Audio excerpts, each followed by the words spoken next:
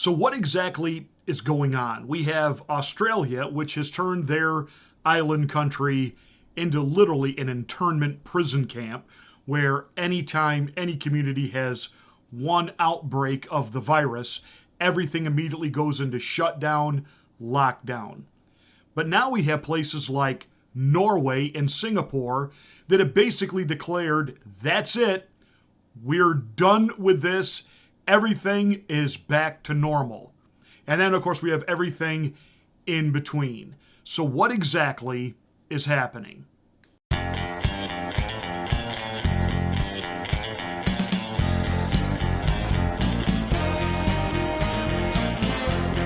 Hey, thanks for watching. Make sure you're a subscriber. According to YouTube, I've had 24 people cancel subscriptions in the last week. Yeah. Go ahead, check your subscription status, because sometimes they do unsubscribe you. Then smack the bell, click the word all to get notification of my next rant. My position is well documented. Plenty of videos here and at the other channel letting you know what I think of mandates and lockdowns. And some of my content I've had to move exclusively to the other channel because it can't happen here. And this week, YouTube has again announced the Great Purge is on because the White House wants them to kill any information that they don't agree with regarding Love Potion number 9. So there is a lot of that just going down the wormhole, and it will never be seen again on this platform. So I have to be careful what I say here, and enough of you haven't come over yet to Rumble where I can really justify making that the exclusive release of my content. So please check that link and make sure that you come there and become part of our Rumble family. That said, I have been opposed to this nonsense from jump. But now a lot of the country really is pretty much back to operating normally. Now you have places like New York City and Los Angeles that give the illusion of normal, but of course they're anything but. You know, they've resumed things like television production, and you can be in the audience, but you got to sit 20 feet apart from people. You got to be masked the entire time you're in there. The camera crew has to be masked, the director, everybody that works on the production has to be masked except the guests and the people on the platform. So the actual newscasters, the actual hosts of the TV shows, they don't have to be masked, nor do any of their guests, but the audience does. We have places like New York City, which are requiring passports, proof of vaccination in order to be able to go inside of a theater, inside of an arena, inside of a place to eat. Even some of their outside venues now are exclusive to vaccinated only. We have the president constantly doubling down and going back and forth on the reason to be vaccinated is you've got to get the vaccine to protect the people who are vaccinated. Okay.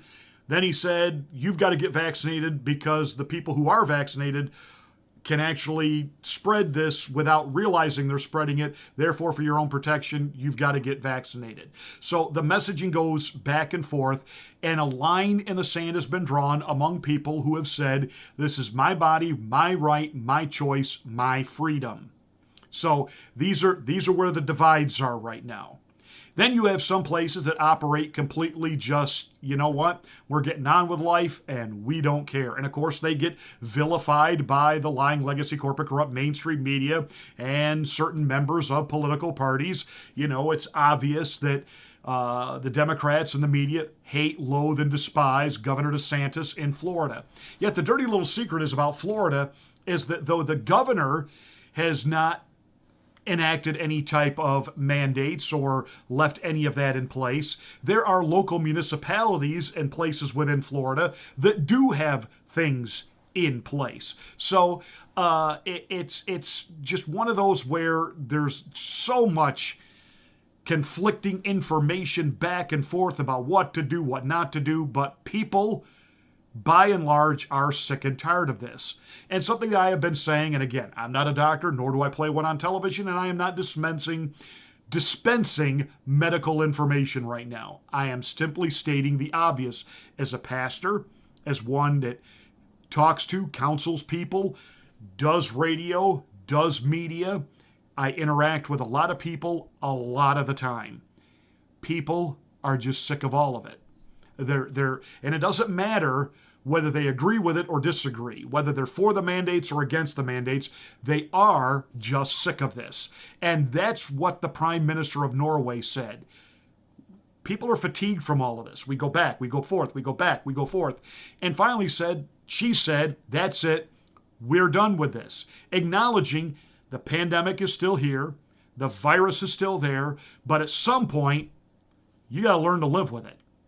Now, that's what some of us were saying a year ago, and we got excoriated for it. But now it's being said in other nations of the world. And that begs the question, is that ever going to come here? Well, last Friday, the Norwegian government abruptly announced that beginning the very next day, all COVID restrictions would end. No vaccine mandates, no vaccine passports, no masks, full capacity at every venue, large concerts, parties, sporting events, you name it. Normal life would resume. Prime Minister Erna Solberg warned, quote, even though everyday life is now back to normal for most people, the pandemic is not over. People will still get sick, and therefore it is important that everyone gets vaccinated. The country currently has 67% of its population fully vaccinated. However, despite the high rates, this month the country also saw its largest spike in COVID cases, which it is now finally coming down from. The reason for lifting all of the restrictions isn't what you would expect. The Norwegian government didn't cite high vaccination rates or even having the virus under control as justification for returning to life as normal. Instead, the prime minister said the lifting of restrictions is due to fatigue in the public of constantly changing restrictions and the lack of normalcy in their daily lives.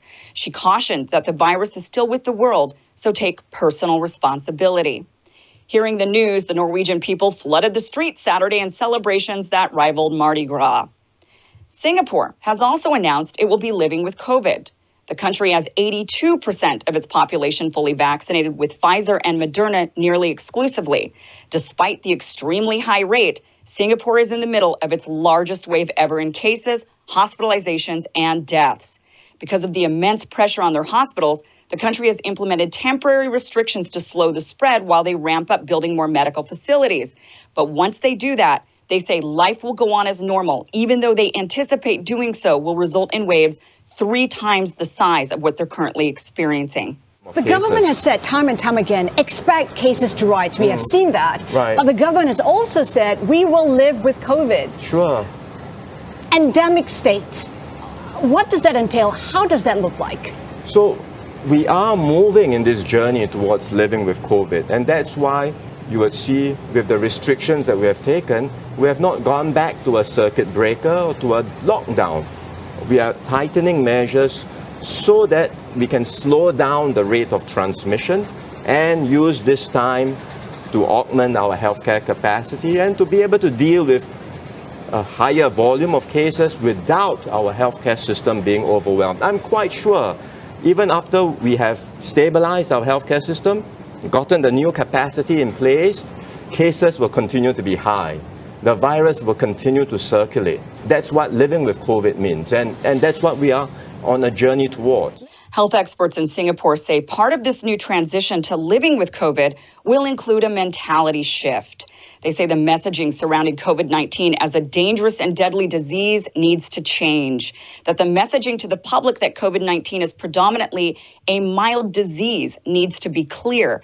And it seems the government of Singapore is listening. They are now urging people to not rush off to the hospital when they test positive, but to instead stay home, use self-care, and not to worry. One thing to note is that neither the government of Norway nor Singapore even mention the unvaccinated. They do not place blame on the people who have not chosen to get the vaccines. In Norway, the prime minister urged people, especially minority communities, to get vaccinated, but never demonized them nor blamed them for their latest surge in cases or inability to eradicate the virus. There are no passports or mandates in either country, people living as equals regardless of their medical status. They urge people to get vaccinated, but beyond that, there are no checks or restrictions on those who haven't. Other countries have also chosen to live with the virus. The UK lifted all restrictions in July despite increasing numbers. However, they are reserving the right to reverse this winter if hospitalizations increase. Denmark, Portugal, and Ireland have also announced a lifting of all restrictions, citing high vaccination rates. They know that things might get worse and they may also reverse course. But for now, they are saying as long as hospitalizations remain low, they will continue to just live with the ever-spreading, ever-mutating virus. Thailand is also now living with the virus despite low vaccination rates and increasing cases. There are a few takeaways from the increase in countries choosing to simply live with it. First of all, it is impossible to eradicate the virus if countries are just letting it circulate. They are not attempting to get rid of it anymore. Singapore is anticipating larger spikes than what they have now, but the reason they are letting it circulate is because they know there is no getting rid of the virus. They've come to terms with that fact and have moved on, focusing on hospitalizations and death rates. In focusing on hospitalizations and deaths, these countries are now sending the message to their public that the young and healthy are not at high risk. When you catch COVID, stay home, self-isolate, and take care of yourself. For the vast majority of people, COVID-19 is a mild disease. Singapore has begun giving out booster doses to their most vulnerable to keep them protected, since they know they are the ones to likely end up hospitalized. None of these countries are panicking about their unvaccinated children. These countries are ahead of us in vaccination rates with the same vaccines we use here in this country, and yet in these nations, just like in Israel, massive spread still happens. This shows us that unfortunately there doesn't seem to be a magical herd immunity threshold we can hit that will stop the spread. Perhaps the metric we should focus on is hospitalizations and deaths. We know the groups who are most at risk of severe outcomes. That hasn't really changed despite the new variants. The elderly, people with hypertension or diabetes, and people with a BMI over 35, amongst other risk factors. Perhaps we should have a public health campaign to educate people about their individual risk while ramping up hospital capacity in the same way Singapore is doing. One thing seems certain. With increasing mandates and the constant dehumanizing of the unvaccinated, we are tearing away at the fabric of our free nation while furthering the divide between us. And in the end, the virus will still be here. I mean, you are seeing people here in this country push back. You are seeing states push back. I live in a red state. The governor is a rhino. He would, I am sure, would love to have certain mandates in place right now. It's primary season. He's in hot water. He knows it, so he's pretending to be a conservative. So right now, things are fairly open and life is fairly normal. If this was a non-election year, my prediction is he would be doing some of the things that even some of the blue state governors are doing. Look at the governor of New York, Kathy Hochul, if I'm pronouncing her name correctly, laying off, firing 70,000 frontline workers that happen to be in the medical profession, nurses, aides, because they have refused vaccination. First of all, 70,000, that's a lot. What is their answer to fill this? Well, bring in the National Guard because they have some medical training in first aid. That doesn't make them nurses and doctors. Using retired nurses, retired medical personnel. There's a reason they retired. Using people who allowed their licenses to lapse. That's a direct quote from her. Now, let's put everything aside for a moment. There is this thing called continuing education to stay active and engaged with your medical licensing. So you would rather lay off competent, licensed medical personnel who risked their lives during an entire pandemic when there was no vaccine, and they were called heroes, and they were on the front lines every day dealing with people who were sick and dying, and their reward is they get fired, and you will now bring on people who have allowed their licenses to lapse because they can provide better care. See, the governor's whole argument was, well, if you're coming in for care, you want to know that the person caring for you has cared enough about you to protect you by getting the vaccine. So we have this kind of encroachment taking place, yet at the same time, we do have just random outbursts of freedom. And I really believe that the vast majority of the country is now to the place where they've said, that's it. And the Biden administration, when enough people on his staff convince him that he desperately needs a win, a political win, because he's got so much tanking and going against him from the Afghan withdrawal debacle, which led to lost lives and Americans still behind, quote, enemy lines, the surge at the border, the fact that the people coming in, they're not being detained to be vaccinated on any stretch of the imagination. He needs a political win, and basically just to come out and say, you know what? We're going to follow the lead of some of these other countries around the world. It's here. Just like the Spanish flu of 1918, it never really went away. We still have a flu season. But we've taken a look at this. The experts agree that, look, there really is no need for worry among children. And the one or two children that might actually get this, and this might actually become a problem for, they obviously have compromised immune systems and other serious health issues. So this warring over putting kids in masks in school all day, there is no, even the scientific world has come out and said, why are we doing that? What's that about? And basically, even in these countries where they are still requiring boosters and vaccines, are saying it's really only for people over the age of 60. They've looked at the real data. They've looked at the hard data, and they've said, we've given you all the information. You make the decision that you need to do to take care of you. This is here, like the flu. Some of us were saying that a year ago. Once a virus is unleashed, that's it. It's here. Figure out how to live with it. That said, where our attention really needs to be is not over who is or who isn't following the latest mandate and scaring everybody ad nauseum. And one of the reasons that these other countries have been able to move on, their media has not over-sensationalized everything. They're not worried about cases going up. They're keeping an eye on the hospitals. They're keeping an eye on the mortality rate. Our media is completely fixated on how many hundreds of thousands of cases a day are happening. They're not really reporting honestly about the hospitals are fine, the staffing to take care of them is fine, and the mortality rate has dropped way, way off. In fact, most experts, even within the CDC, now believe that we have reached the peak of this latest variant, and you'll start seeing the numbers come down. And they will go back up again, and they will come down. And that is the nature of a virus. At some point, we need to mentally shift and say, it's here. My concern, and what I want answers to, really, where did it come from? We know. Who's responsible? We know.